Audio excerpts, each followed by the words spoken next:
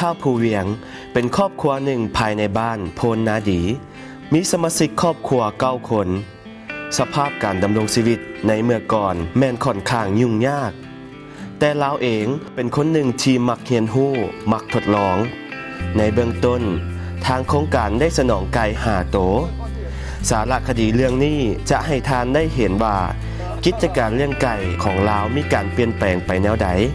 เฮามาเบิ่งนํกันข้าพเจ้าอายุ45 ปีอาชีพทำนาได้เลี้ยงไก่ธรรมชาติอยู่ให้หน้าเขานี่แหละถึงถ้าบ่เลี้ยงนี่ก็โยอาชีพอังก็สิบ่มีหยังในเฮ็ดให้หน้าเขาเด้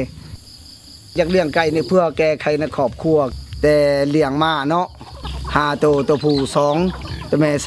3บัดนี้หัน45 โตว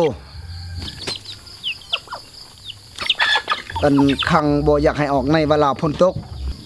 แล้วมันออกไปมันจะตายในเวลามันออกโรคอ่อนเนาะต้องว่าบ่ให้ปล่อยภายในทิศหนึ่งยามหนาวระวังขนาดอากาศมันเย็นบ่ได้ไก่มันตายทีนี้เพิ่นมาแนะนำว่าให้เฮ็ดคอกเฮ็ดหยังคักแน่การแนะนำได้ปฏิบัติตาม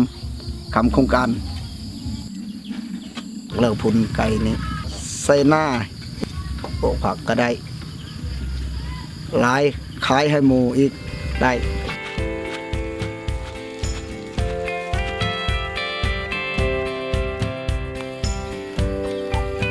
ในต้นปี 2013 ครอบครัวของท้าวภูเวียงสามารถเลี้ยงไก่ได้เป็นจำนวนหลายและมีรายรับประมาณ 700,000 กีบต่อปี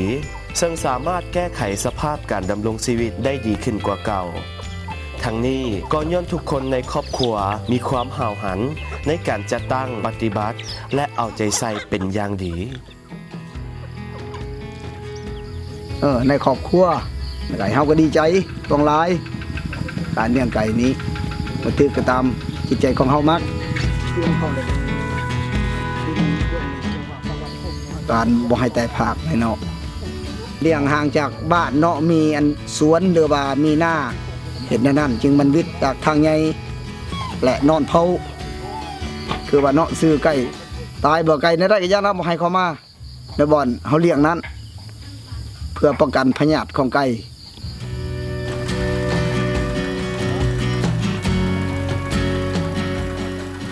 ได้รับผลดีในการเลี้ยงไก่กาที่สมควร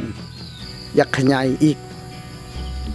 จะให้เป็นแบบอย่างหลายคนคู่การเฮ็ดและการเลี้ยงแล้วก็ขอบคุณใจตั้งคณะโครงการลงมาแนะนำต้นนานี่ก็อาจจะปลูกพันธุ์ใหญ่กว้างหาในมุ้งให้มันเปียกหรือว่าหญ้าก็ตามถึงถ้ามันบ่มีสังกะสีก็อย่าบ่ให้มันเปียกละเอียดในการอนามัยการขอไก่